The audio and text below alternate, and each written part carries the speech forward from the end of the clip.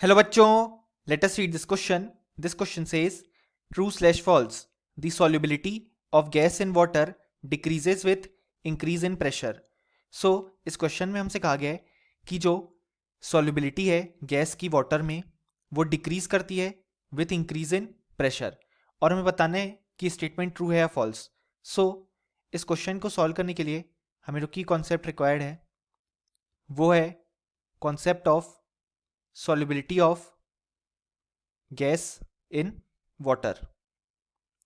अब यहाँ पे अगर हम देखें तो हमारे पास solubility of gas in water की बात की गई है, यानी कि बेसिकली हम यहाँ पे गैस को डिसॉल्व कर रहे हैं इन दी वाटर. सो यहाँ पे जो गैस है वो एज अ सॉल्यूट एक्ट करेगी और जो वाटर है वो एज अ सॉल्वेंट एक्ट करेगा. सो यहाँ पे जब हमारे पास हम गैस को वाटर में डिसॉल्व करेंगे तो हमें एक सॉल्यूशन का फॉर्मेशन देखने को मिलेगा. अब यहाँ पे हम देख सकते हैं कि जब हम इस तरफ देख रहे हैं, यानी कि जब हम फॉरवर्ड डायरेक्शन में मूव कर रहे हैं, तो हमारे पास जो वॉल्यूम है वो डिक्रीज कर रहा है, क्योंकि हम जानते हैं गैस का वॉल्यूम ज़्यादा होता है एज कंपेयर टू लिक्विड.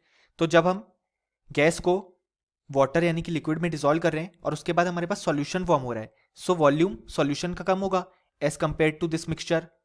इसी कारण से हम बोल सकते हैं कि जब हम फॉरवर्ड डायरेक्शन में मूव कर रहे हैं तो हमारे पास वॉल्यूम डिक्रीज कर रहा है.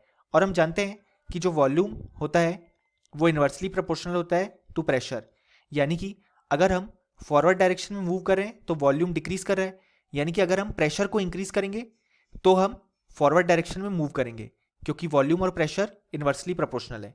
यानी कि बेसिकली जब हम यहाँ पे प्रेशर को इंक्रीज करेंगे तो भी ये रिएक्शन हमारे पास फॉरवर्ड डायरेक्शन में मूव करेगी, क्योंकि उसी डायरेक्शन में हमारे पास वॉल्यूम डिक्रीज कर रहा है.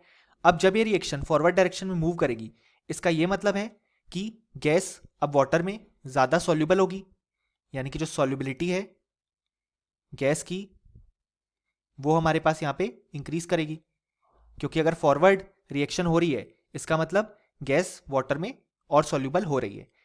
सो इसका ये मतलब है कि जो हमारे पास solubility of gas in water है वो इंक्रीज करेगी विथ इंक्रीज इन प्रेशर. लेकिन अब अगर हम हमारा क्वेश्चन देखें तो उसमें गिवन है कि solubility of gas in water decreases.